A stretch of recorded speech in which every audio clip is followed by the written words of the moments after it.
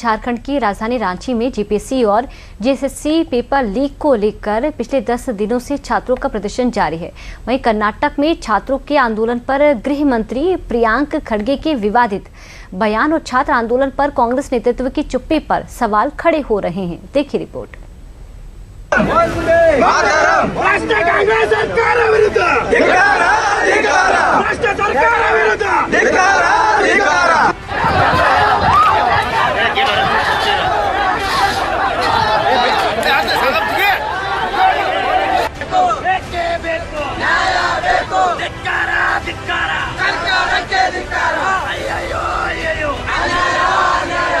First 25 days, let them go on hunger strike. Then if they don't control, we will do one lathi charge and then I will resign.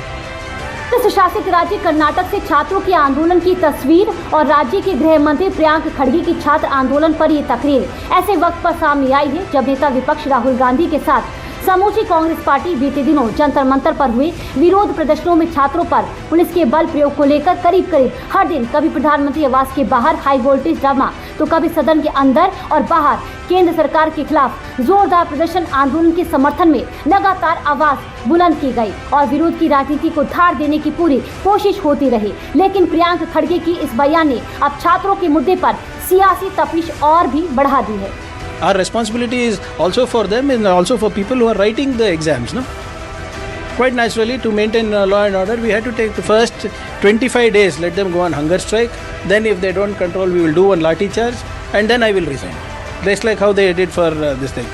Karnataka के गृह मंत्री के इस बयान ने सियासी गलियारों में हंगामा और भी तेज कर दिया है। बयान सामने आते ही भारतीय जनता पार्टी ने इसे कांग्रेस की सोच और संवेदनहीनता से जोड़ते हुए मोर्चा खोल दिया। बीजेपी सांसद संबित पात्रा ने प्रियांक खड़गे पर तीखा हमला बोलते हुए उनके बयान को असंवेदनशील करार करने के साथ ही कांग्रेस पार्टी को कटघरे में लाकर खड़ा कर दिया।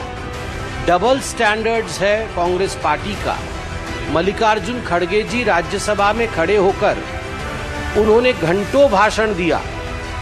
अच्छी बात है, कम से कम चर्चा तो हुई, मगर जब उसी विषय पे जब उनके सुपुत्र कर्नाटक में इस प्रकार का बयान देते हैं जो कि इनसेंसिटिव है, अमानवीय है, उस पर मल्लिकार्जुन खड़गे जी और कांग्रेस पार्टी राहुल जी पूरी तरह से चुप है।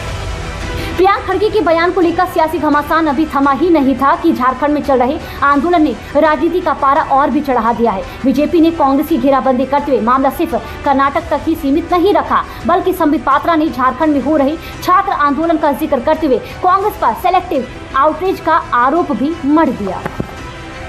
एक शब्द झारखंड में आंदोलन में बैठे छात्रों के पक्ष में बोलते नजर नहीं आ रही है। पार्लियामेंट में उस विषय को उठाते नजर नहीं आ रहा। 14वां जेपीएससी एग्जाम हुआ था, पब्लिक सर्विस कमीशन का एग्जाम झारखंड का, जिसमें पेपर लीक हुई थी। उस विषय में एक तख्ती किसी भी कांग्रेसी के हाथों में देखा? किसी ने नहीं देखा, क्योंकि ये सिलेक्टिव आउटरीच है।